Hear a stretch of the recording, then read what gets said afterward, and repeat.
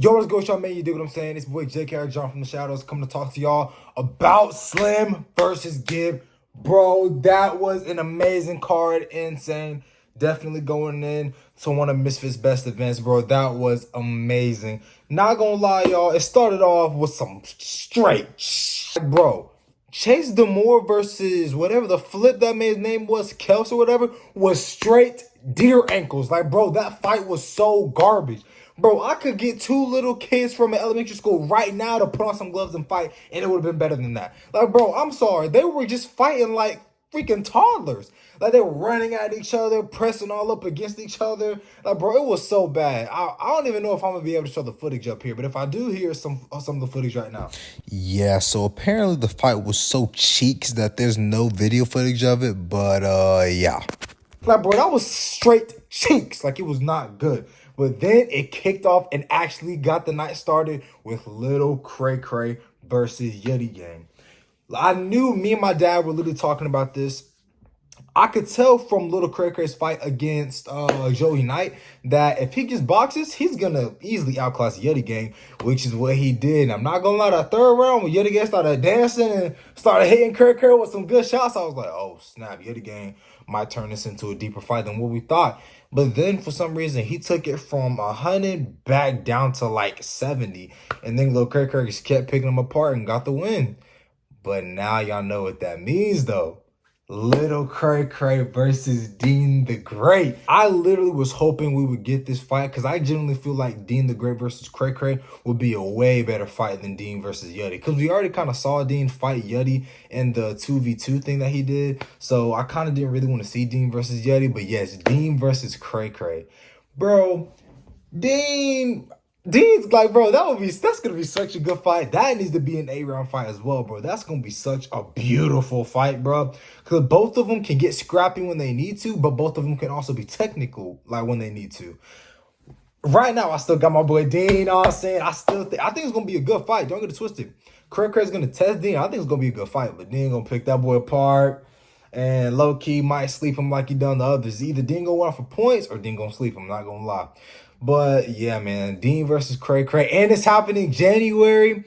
I think January 20th is when Tommy Fury having this event. So January 20th is when Dean will be fighting Cray Cray, and I can't wait, bro. That's gonna be insane. And I do not care what we got going on. The Shadows are going to vlog that, and we're gonna have people over. So stay tuned. Now, absolute Cray Cray was Nick Lamau versus the Mechanic, Warren Spencer.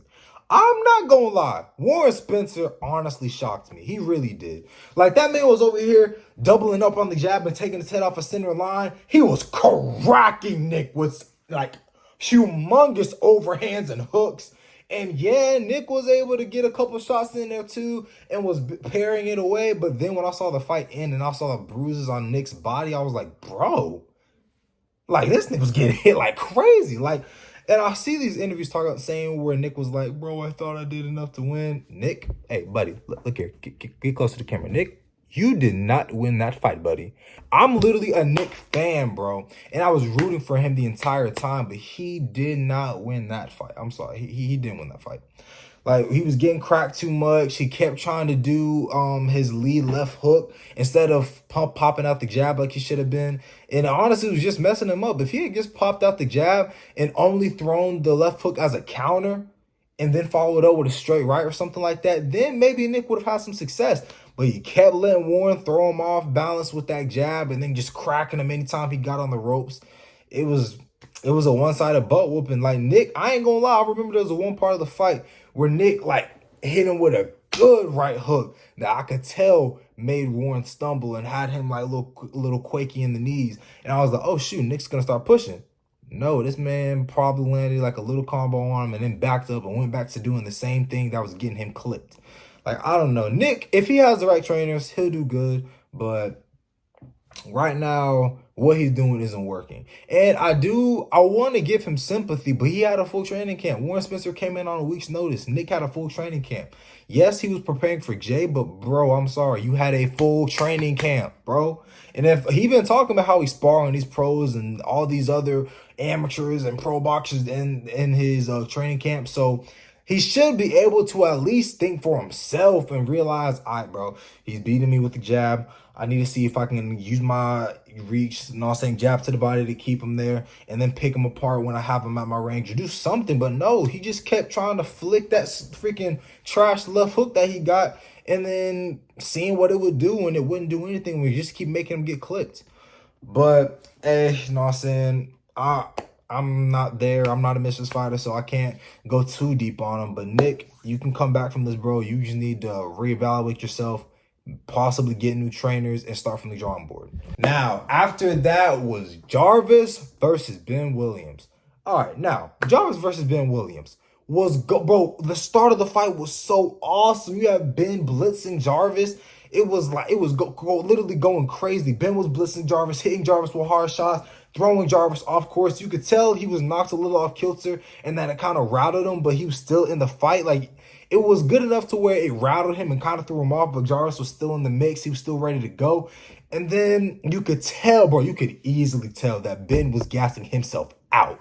Ben was literally looking the same way freaking Ferrari did against Salt Poppy. Like, it was bad. And right as Jarvis started to get the upper hand, he wasn't landing. He wasn't exactly landing, but you could tell the tides were turning. You could tell that Ben was completely faded and Jarvis was about to go in for the kill. Ben was praying, Jarvis was the line. He was literally about to go in. Throws a straight right hand, it misses, and Ben falls to the floor. Now, I'm over here thinking Ben gonna get up and then he gonna get knocked out. No, this man claims that he sprained his knee or twisted his ankle. Nigga, no, you did not, bro. Like, I don't give a f. You did not twist your ankle, bro. I'm sorry. Until I see proof, x-rays or something, I'm going to stand on that statement, bro. Ben Williams did not break his ankle. He knew that he was going to get knocked out. He was gassed. He wasted all his energy. He thought he was going to get Jarvis out of there, and he couldn't.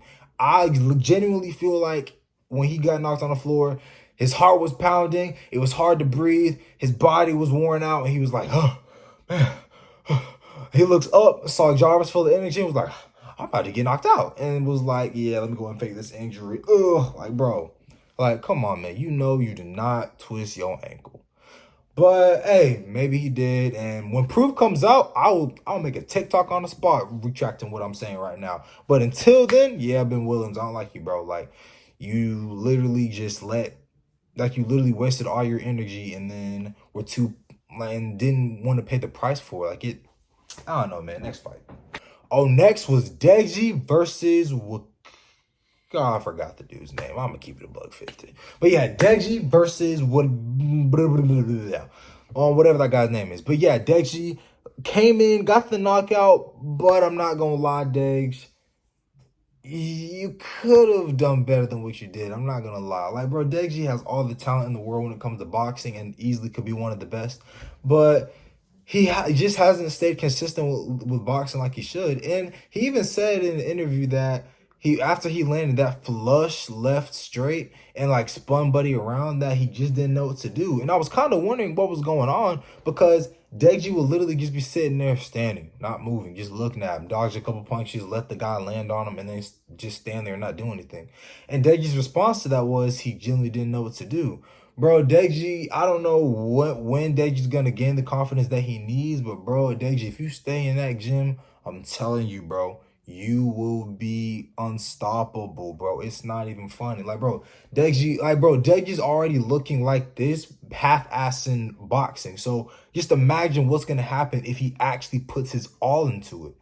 So yeah, Deji, like I'm not gonna lie. Hold up, before I continue, Deji sent that man flying, bro. Like, when I saw that, I was dying out laughing. Like, me and my dad are literally on the road going to my auntie's house, because remember, it's Thanksgiving Day. So we're over here going to my aunt's house. My dad's like, what's going on? I'm like, Dad, Deji's not throwing. Oh, never mind, Dad. He dropped him. Me and my dad were crying out laughing. Like, that was hilarious. And then when Deji got the finish and had him slumped over, I was like, bro, oh my gosh. Now, he did scare me a little bit because he stayed on that floor for like a good 5 minutes, but he was able to get up. He was all was well. And Deji and him were able to hug it out, and everything was good. Now, on to King Kenny versus Salt Poppy. Guys, Salt Poppy is back.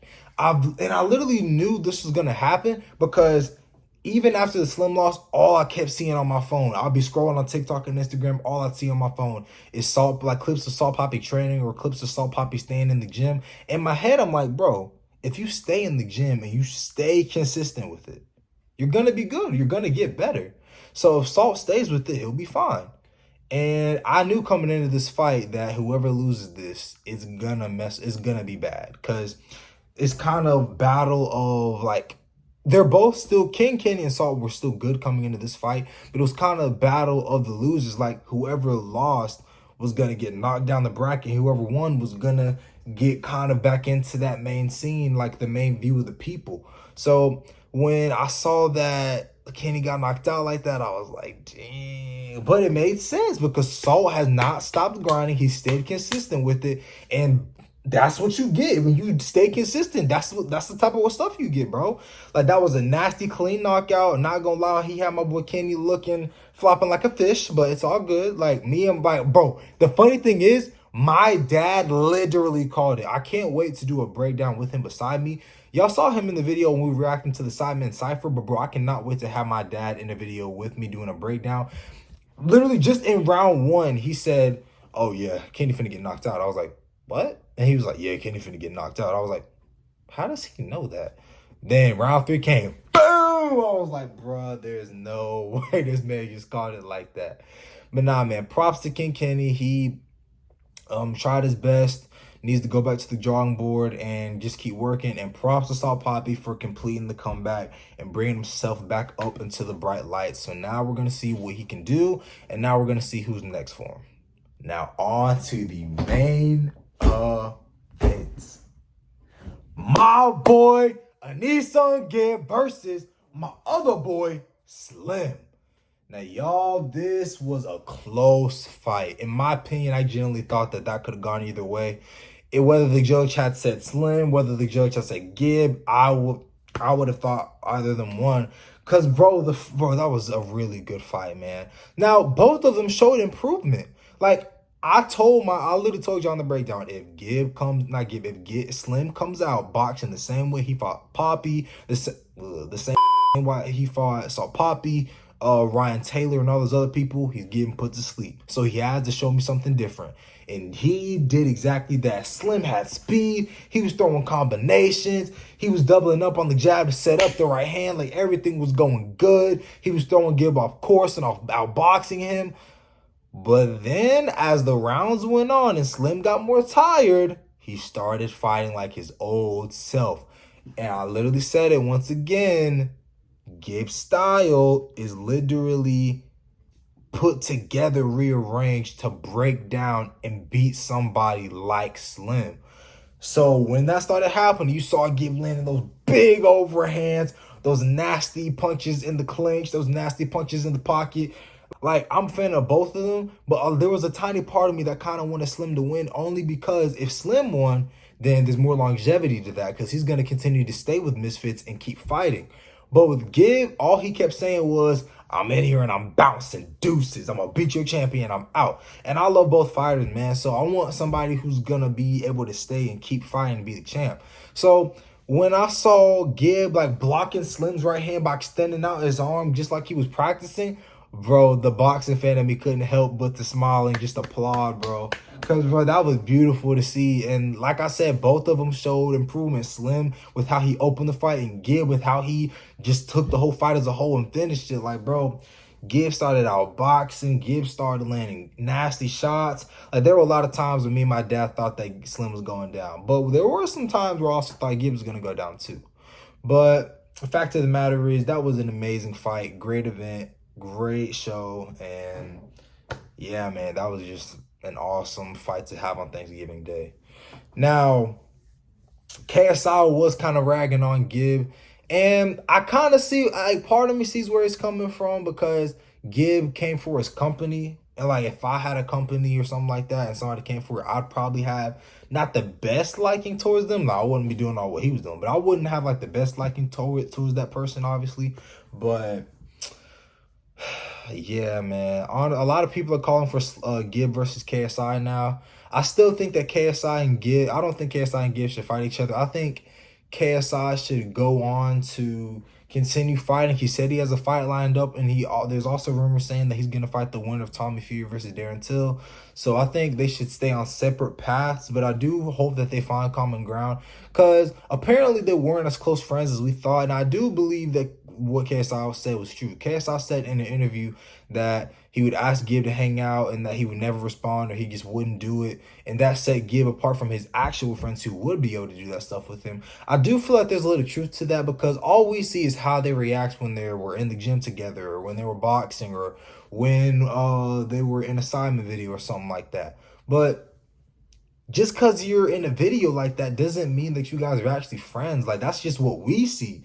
We don't know what happens off camera with them. Like, we don't know. So yeah, man, I do pray they can find some common ground again, and I do hope that they don't fight, because that just, a lot of people think that'll be best for the scene, but that at the end of it wouldn't be, because it's two of the people that we love the most in the scene going at it, and it's just gonna leave a sour taste in our mouths when it's over. I promise y'all it will.